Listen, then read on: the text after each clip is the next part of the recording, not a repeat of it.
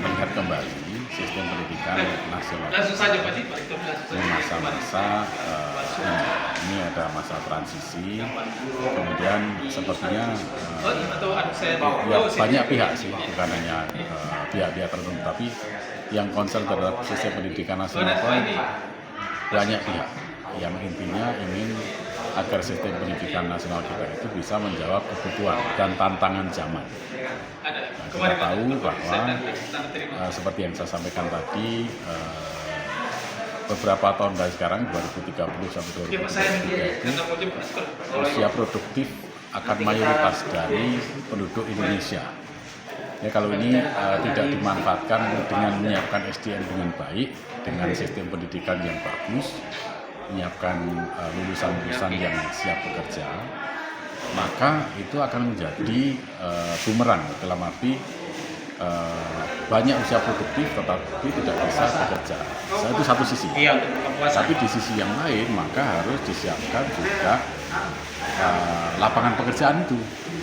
Bagaimana caranya? Sebenarnya bisa berangkat dari sumber daya alam kita sebenarnya.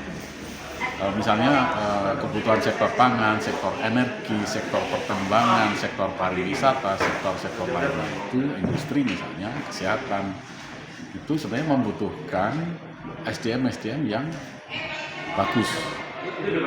Tapi itu perlu disiapkan dulu, siapkan perangkatnya, siapkan katakanlah ya dalam tanda kutip, misalnya mengelola lahan untuk memproduksi pangan yang baik, berkualitas tinggi, jumlah yang cukup, itu sebenarnya di satu sisi bisa memenuhi kebutuhan pangan kita, tapi juga menjadi pembukaan lapangan kerja baru yang notabene bisa menyerap tenaga lulusan.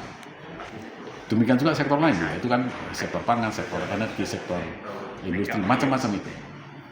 Sehingga ini saatnya juga semua pihak, termasuk di KPP misalnya, melihat kembali, merenungkan gitu ya, hal-hal apa yang sudah dilakukan dalam perjalanan bangsa ini, praktek-praktek apa saja yang sudah dilakukan, yang bagus tentu saja kita lanjutkan.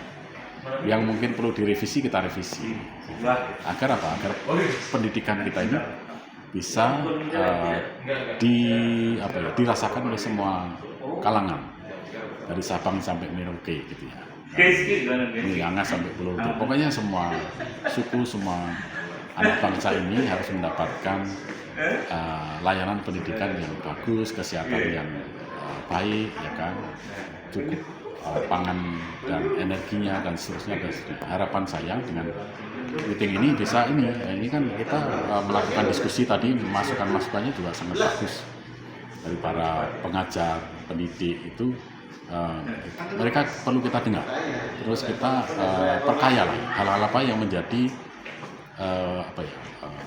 hambatan, bottleneck, kemudian kita urai dengan harapan itu kita bisa memperbaiki sistem pendidikan kita dan tentu saja ingin mencapai cita-cita bersama, setidaknya sampai tahun 2045 menjadi Indonesia maju, Indonesia emas tadi, itu menjadi harapan kita bersama. Mungkin itu yang bisa saya sampaikan. Terima kasih.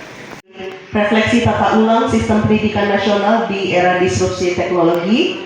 Mungkin ada beberapa kesimpulan yang saya sampaikan sebelum nanti saya memberikan kesempatan kepada Bapak Ibu untuk bisa bertanya atau mendiskusikan hal-hal yang memang perlu ditanyakan kepada Profesor.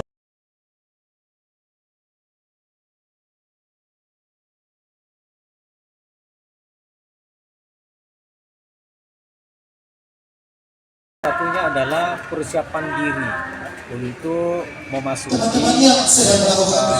kualitas pendidikan dalam rangka mencapai Indonesia emas di tahun 2043. Tentu ini bukan sekedar dislogankan, bukan sekedar ditargetkan, tetapi adalah upaya peningkatan persiapan untuk mencapai Indonesia emas nantinya itu. Oleh karena itu salah satu yang sangat strategis adalah peningkatan kualitas sumber daya manusia melalui pendidikan formal. Itu salah satu daripada upaya dan tujuan daripada FGD yang kita laksanakan pada hari ini. Karena juga kan PBB sudah mencanangkan tonggak-tonggak capaiannya, yaitu pada tahun 2031 itu kita berupaya untuk peningkatan SDM, kualitas pendidikan, dan tadi disebutkan pada poin yang keempat, peningkatan kualitas pendidikan. Ya, termasuk itu kan kualitas pendidikan yang bagus itu kan poin-poin capaiannya itu adalah